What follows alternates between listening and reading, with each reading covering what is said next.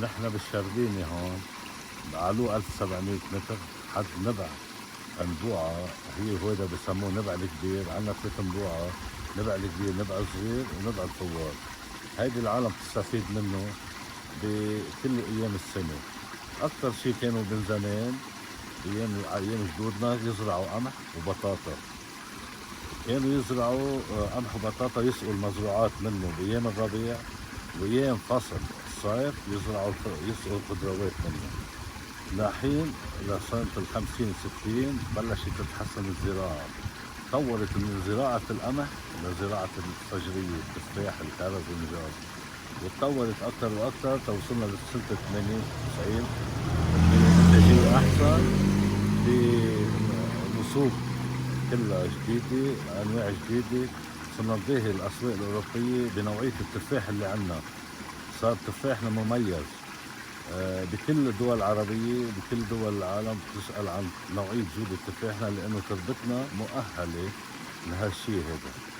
نحن مطلوب منا إنه نحن نتوسع أكثر، يكون في أسواق أكثر، العالم تتحسن إنتاجها أكثر، فيصير في، لأنه التفاح هي كل شيء عنا، هي صحية، هي كل شيء فيك تعمل فيها من جميع الدنيا.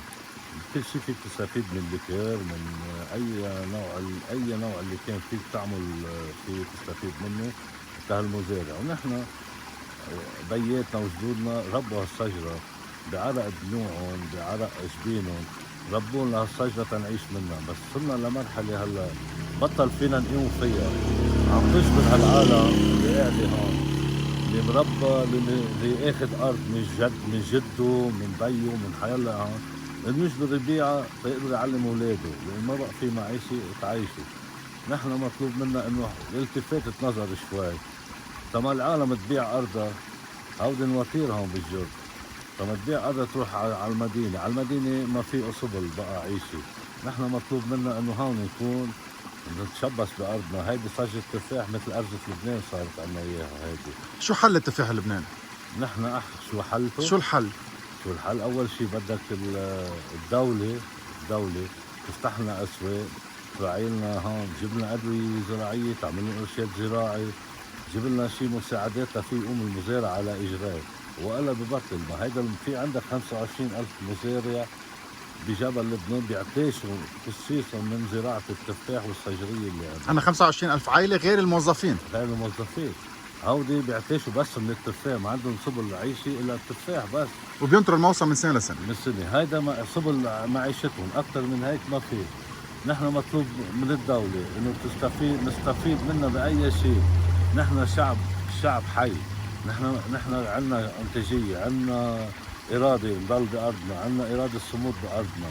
هيدا الجبال هيدي هون تربناها وزرعناها تفاح، زرعناها هيدي تتصدر على دول العالم. هيدا التفاح ونوعية التفاح، طعمة التفاح ولذة التفاح اللي عنا إياها. وايش بدي اقول لك؟ اليوم الصندوق قديش عم تنبيع وقديش لازم تنبيع؟ هي الصندوق هلا انه عم تنباع ب 6 7 دولار 8 دولار حسب انه على هون. بس هالكميه هيدي اللي هون ما بيجيب له شيء. صناد الادويه اللي بتيجي من برا كلها استيراد، من كان ادويه اسمده، من ادويه زراعيه، من شو ما كان. هيدي كمان صارت كلفه غالي، ما بقى تكمل ففينا نكمل بهالموضوع هذا. خلينا نحكي شوي عن الجرد اللي احنا فيه، خلينا نحكي عن النبع اللي وراك، وخلينا نحكي عن هالمي اللي طالعه من الارض وكيف تتوزع على هالمزارعين. هيدي بتتوزع حسب ساعات الانسان، حسب ساعات. هيدي في مرسوم جمهوري، كل واحد له ساعتين 10 اللي هن بياخذهم بالانيه، بيوصلهم لارضه في انيات، بحطهم بخزانات مي. وصار طريقة الري هي على السيستم الحديث، النقطات المدريش، يعني ما عادش في انه يلقط المجرفة مثل ايام زمان يضرب بالمجرفة ولا شيء. صار سيستم جديد محسن شوي. نحن هلا مطلوب منا، صار في شح بالمي، مطلوب منا انه يصير في مثلا يعملوا لنا شيء شغله بيارة ارتوازيه، لانه كانت المي تكفي مثلا ل 200 دنم ارض. هلا صار عندك صار مليون دنم ارض ما عادش تكفي المي. صار العالم عم تشرب مياه ارتوازيه او برك اصطناعيه فتقدر تقيم بحالها. انت مسؤول عن المي، كيف بيصير التقسيم؟ كيف تعرف زبوناتك مين هن؟ كيف تعطيهم؟ كيف كل واحد بيعرف على الوقت؟ لانه على حسب المرسوم الجمهوري مقسم كل واحد مثلا عبده. من هالنبع كم شخص عندك تسقيل؟ في شي 200 واحد.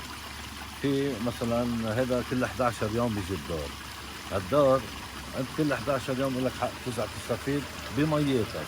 بدي لك 5 ساعات 10 ساعات تستفيد من النبع كل 11 يوم. وفي يضب مي، في يحفر هو جوره ويضب ميته. يضب ميته ان شاء الله شو ما عمل يعمل فيهم، هو بحطهم ببرك عنده خاصه بيستعملهم هو. الانيات معمولين من كتير زمان وبيوصلوا على كل الاراضي.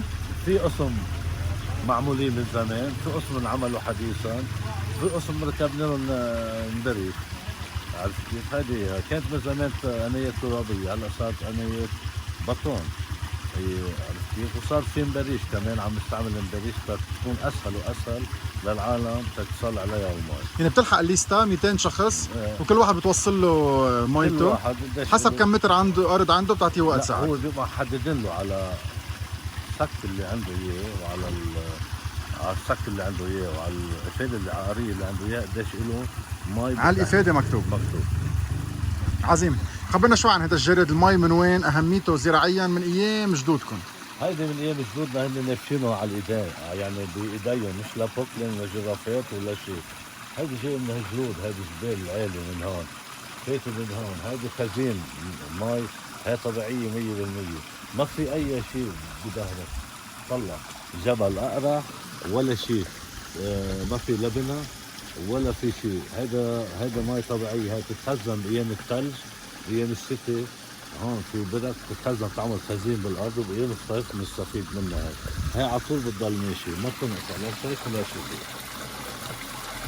بيسقوا تفاحات مي مسقعه مي شرب ولا احسن من هيك. 1936. نعم. عظيم.